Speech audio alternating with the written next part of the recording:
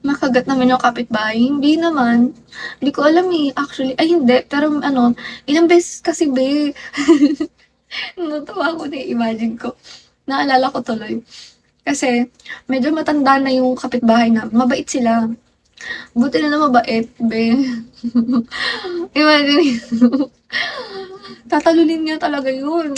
Pagkatalon niya doon, libot siya doon sa bahay na yun, no? Sinahabol niya yung may-ari. Tapos isang beses nakalabas siya sa gate. Bunti ka na niya makagat yung naglalako. Tako ata yun, or ano. Bata pa kasi ako nun eh. Matanda na siya, 13 years old na ata siya ngayon, or 15, ganun. Ano siya, may lahi siyang witch. Something, ano mo yun dito, yung witch dog? Yung sa forest. Ano yun? Yung local na dog sa Pilipinas. So, may kakagatin dapat siya noon. Tapos, sinalag ng papa ko. Nakagat yung papa ko. So, yun. Kaya kinulong siya. Siya yung... Pero, angas na eh. Pero mabait yun, be. May kwento ako, be. Yung mama ko, may ano kasi dito, may puno ng coconut. Hindi namin binubunot kasi mahilig yung mama ko sa binubunot, parang mabunot yun. Hindi namin pinuputol kasi mahilig yung mama ko sa ano, sa mga halaman, ganyan-ganyan. Tsaka maganda naman kasi pag kami puno yung bahay niyo, di ba? So, may coconut. Oo. A coconut nut is a... Yun. Tapos, nasa ilalim yun yung mama ko. Like, naghuhugas. Kasi malapit dun yung, ano, yung hugasan. Tapos, ano, nung mapapagsakan sa ulo yung mama ko ng, ano, ng coconut, ino, inano siya ng aso. Parang, yung aso namin na yun, inano siya, sinalag. Parang, ano siya, para, ano siya, siya yung nabagsakan nung coconut, yung aso. Kasi, iniwas niya yung mama ko. Survive?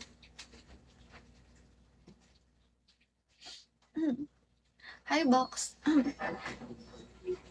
Sa US, IGST are called Oh, kasi yan yung ticket sila sa humans. Oo.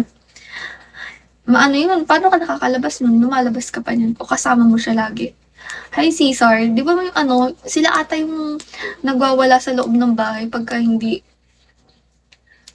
kasama yung amo. Hi, Kalabasa. Hi, Bambang Boy. Hi, ID. Hi, Touch. Hello, Mysterious. Hindi ba ganun sila? Pagka umalis ng saglit yung amo nila. Nagwawala sila sa bahay.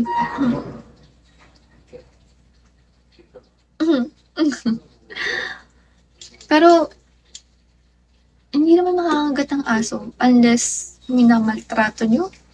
Kasi, wala naman nakakagat sa amin ng aso dito eh. Ay, meron, pero unintentional.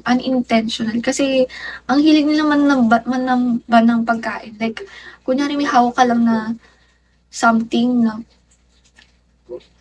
like, nuggets, hotdog, may hawak ka dito, kunyari, kinakagat mo yung hotdog, ganyan. Tapos, nalagay mo ganyan. Isang dakmang ganyan. No, they get separation aside naman kasi ikot ng ikot, hinahanap ako. Oh, ang cute. Ang sweet ng ganyan dog. Yung aso ko ayaw sa akin eh. Alam nyo guys, actually, hindi ako may sa aso dati. Nahilig lang ako sa aso dahil sa kapatid ko.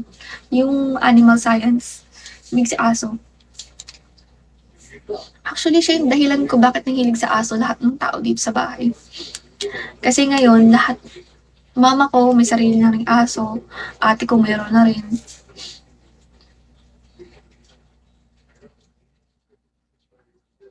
Oh. Search ko nga mamaya kung ano itsura ng Italian Greyhound. Hi, Dan! Paano yan? May maraming garapata. Yun lang.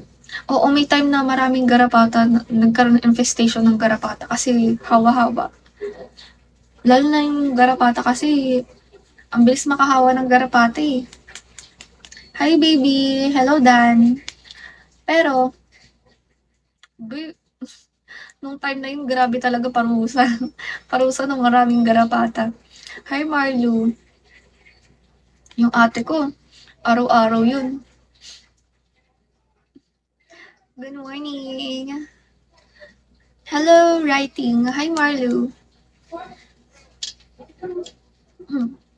Yung ate ko araw-araw yung ano ng garapata, tanggal ng garapata, tapos kung ano ng shampoo. Dapat dog lover. Ako, ano naman, I care for the dogs, pero hindi ko makikita yung sarili ko na sobrang daming dogs. I feel like 1, 2, 3 dogs are enough, gano'n.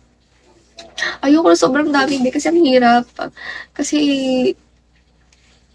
nung pagkatuwing wala yung ate ko, tapos busy sila, ako taga-alaga ng aso. Although mahal ko sila, love ko sila, sobra. Anak ko ngayong isa eh.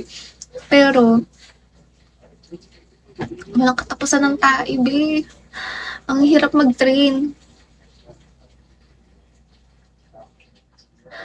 80 to 100k, Papi.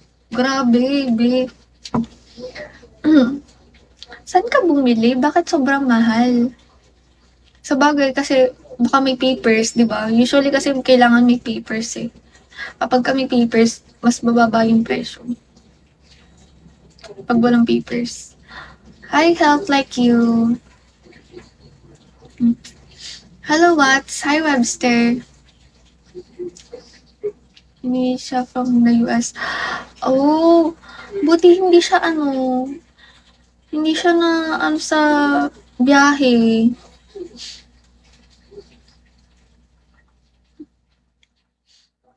Hi, Maggie. Pagka walang papers, mas mura. Pagka may papers, mas mahal.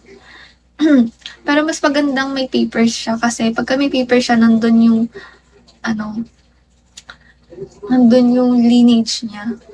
Makita mo kung ano yung mommy daddy niya. Minsan pag show, ganun. And kung sakaling magkaanak siya, pwede mo ibenta. Ganun.